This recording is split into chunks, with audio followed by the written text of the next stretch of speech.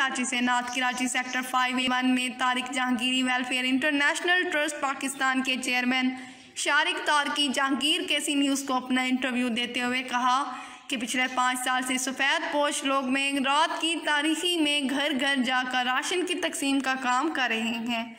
अब तक हमने 300 सफ़ेद पोश घरानों में राशन की तकसीम का काम किया।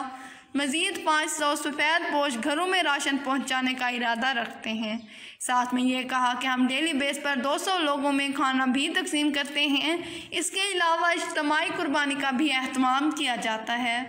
रूहानी कॉल सेंटर फीस भी लीला तिब्बी मशवरे भी दिया जाता है। साथ में अगर कोई तिब्बी इलाज करवाना चाहते हैं तो इलाज भी करते हैं। इसके अलावा मज़ीद ये भी कहा कि हम कोरोना वायरस के बाद ये काम इसी तरह जारी और सारी रखने का इरादा रखते हैं।